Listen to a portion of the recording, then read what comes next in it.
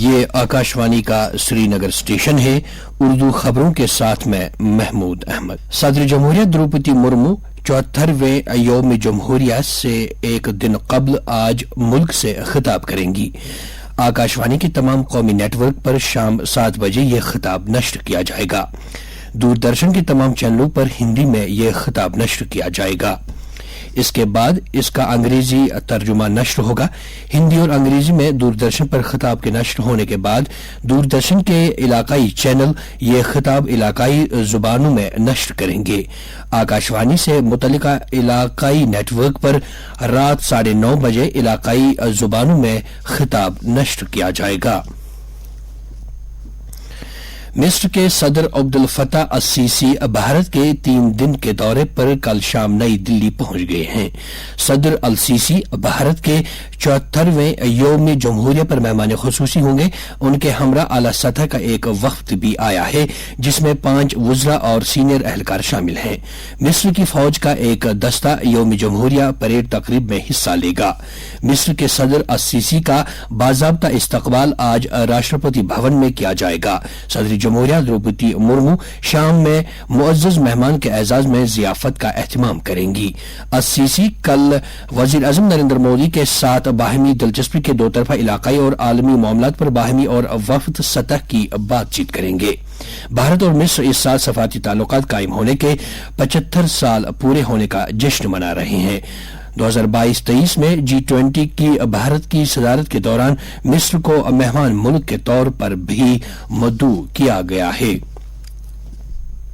Parliament کے budget اجلاس سے پہلے سرکار 30 جنوری کو تمام سیاسی پارٹیوں کی میٹنگ بلائے گی۔ میٹنگ پارلیمنٹ ہاؤس کمپلیکس میں منعقد ہوگی۔ میٹنگ میں سرکار ان جماعتوں کا تعاون طلب کرے گی تاکہ پارلیمنٹ کے دونوں ایوانوں میں کام کاج بلا خلل ہو سکے۔ بجٹ اجلاس 31 جنوری سے شروع ہوگا۔ انتظامی کونسل کی ایک میٹنگ کل لیفٹیننٹ گورنر منوج سنہا کی صدارت میں منعقد ہوئی جس میں لیفٹیننٹ گورنر کی رولنگ کلچرل اینڈ سپورٹس ٹرافیوں کو سرکاری ملازمین کے لیے منظوری دی۔ میٹنگ میں لیفٹیننٹ گورنر کے مشیر راجو رائے بھٹناگر اور chief secretary doctor Arun Kumar Mehta نے شرکت کی۔ یہ اقدام ایک طرف کھیل سرگرمیوں کو فروغ دینے کے لیے حکومت کی مجموعی پالیسی کا حصہ ہے اور دوسری طرف حکومت کی HR welfare policy.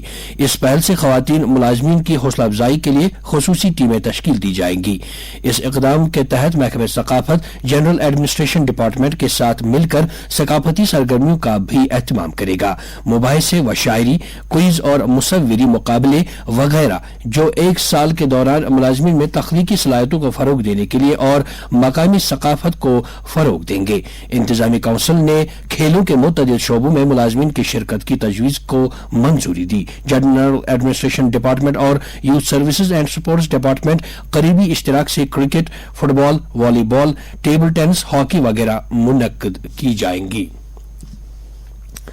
Micro small and medium enterprises development forum کے بانی چیئرمین راجنیش گوئنکا نے کل راج بھون میں لیفٹیننٹ گورنر منوج سنہا سے ملاقات کی۔ راجنیش گوئنکا نے آرگنائزیشن کے افسران کے ہمراہ لیفٹیننٹ گورنر کو گزشتہ برس نئی دلی میں منعقدہ 8ویں India international MSME startups expo and summit کے بعد جموں کشمیر کے MSME کے فروغ کے سلسلے میں کامیابیوں سے آگاہ کیا۔ وفد نے انہیں آئندہ 9ویں India international MSE startup expo اور سمٹ کی تیاری اور توجہ کے شعبوں کے بارے میں بھی جانکاری دی۔ لیفٹیننٹ گورنر کے مشیر راجو رائے بھٹناگر نے کل سول سیکریٹریٹ میں صوبہ کشمیر کے مختلف علاقوں کے متعدد عوامی وفود اور افراد سے بات چیت کی۔ بات چیت کے دوران وفود اور افراد نے مشیر موصوف کو اپنے علاقوں سے متعلق مسائل اور مطالبات گوش گزار کیے اور ان کے ازالے کا مطالبہ کیا۔ مشیر موصوف نے وفود اور افراد سے بات چیت کرتے ہوئے کہا کہ جواب دہی، عوامی شکایت اور شکایت کا بروقت حل LG انتظامیہ کی اولین ترجیح ہے۔ انہوں نے مزید کہا کہ جموں کشمیر میں گزشتہ چند برسوں میں بغیر کسی رکاوٹ اور مربوط عوامی خدمات فراہم کرنے والا سٹیزن مرکوز گورننس سسٹم قائم کیا گیا ہے۔ رامبن سیکٹر کے کئی مقامات پر شدید بارش کے نتیجے میں شاہراہ پر پتھر اور پسیاں گرانے کے سبب سری نگر جموں قومی شاہراہ کو آمد کے لیے بند کیا گیا ہے۔ اس بیچ SSP رامبن کے مطابق شاہراہ کے مگرکوٹ مقام پر ایک ٹینکر پسیوں کی زد میں آیا جس سے ٹرک ڈرائیور کی موقع پر ہی موت واقع ہوئی جبکہ 2 افراد زخمی ہوئے ہیں جنہیں نزدیکی اسپتال میں علاج معالجے کے لیے بھرتی کیا گیا۔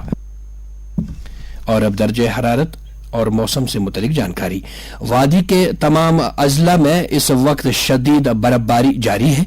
कई अजला में कल शाम से ही बारिशों और बर्फबारी का सिलसिला शुरू हुआ, जबकि श्रीनगर और इसके मज़ाफ़ात में आज सुबह से बर्फबारी शुरू हुई। श्रीनगर में रात का कम से कम दर्जे हरारत 0 डिग्री सेल्सियस, जबकि जम्मू में रात का कम से कम दर्जे हरारत 10.1 डिग्री सेल्सियस दर्ज किया गया। इसके साथ ही खबरों का ये बुलेटिन खत्म हुआ।